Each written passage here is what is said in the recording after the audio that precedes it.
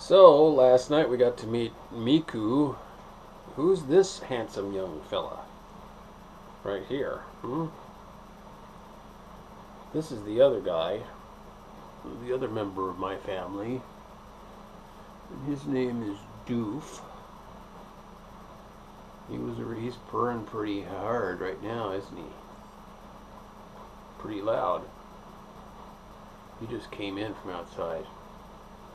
When he just comes in from outside, sometimes he wants to jump up on my lap, warm up on my lap. He's a lap cat too, as you can tell.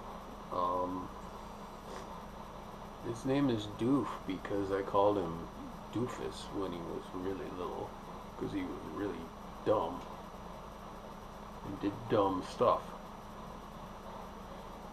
He doesn't really do dumb stuff anymore, but I still call him Doof. He likes it when I call him Doof. He also likes it when I rub my beard all over his face. Don't you? That's the German Shepherd that lives right outside. Doof doesn't give a shit about the German Shepherd, actually. He kind of laughs at that German Shepherd. That German Shepherd thinks he knows everything. Thinks he's in charge of everything. He thinks this is his territory. Doof knows better, because this is Doof's territory. Isn't it? Yep. So, we were thinking about, talking about, he's got pine sap in his tail. That means he's been up in a tree. He likes to climb the trees here and hang out in the trees. He's safe up there. He has pine needles. Pine needles in his tail. So we were going to talk about the Winter Solstice, I think,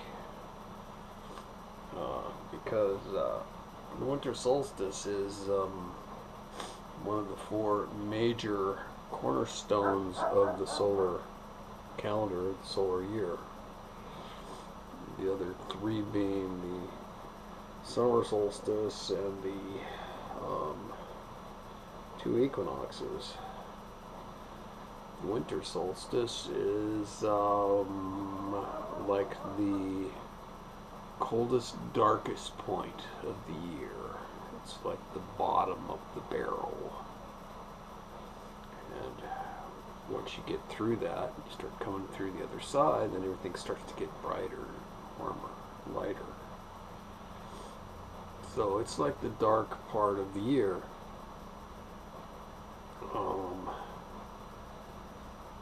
So when we go through the solstice like we did today, this morning,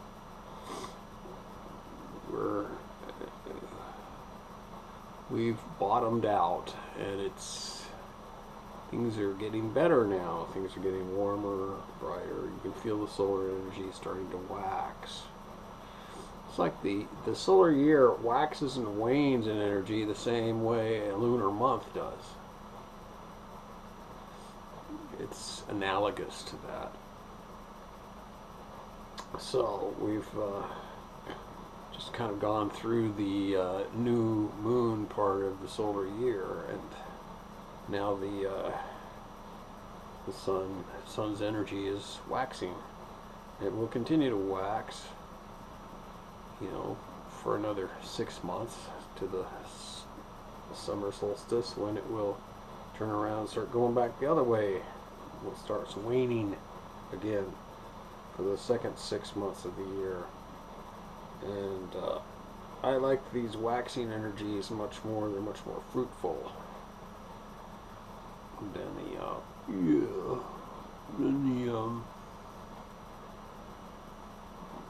other part of the year.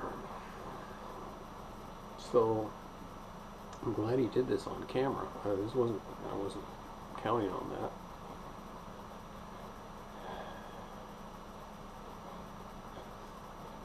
I've spent many years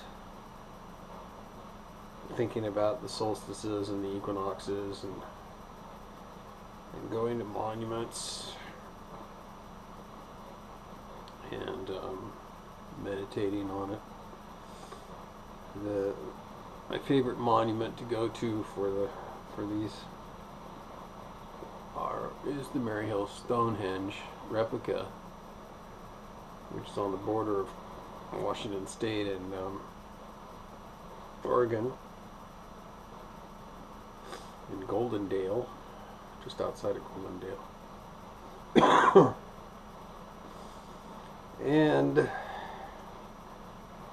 I've been there for every equinox and every solstice. Not every single one, but I've been to representations of each of those. One of the most memorable being the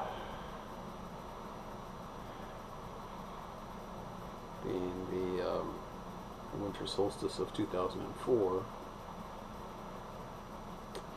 where Naha and my magical group all went down there and convinced everybody to go in the middle of the winter, and they froze their asses off.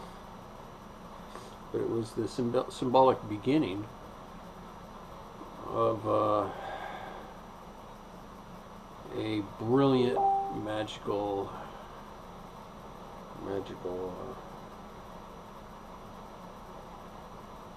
group, career, if you will, even the beginning of a career. I would say Naha's magical career began that day.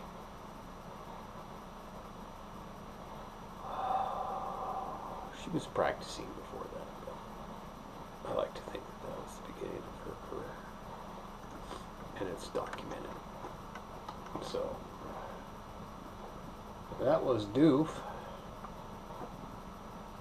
I don't know what he's doing. What are you doing?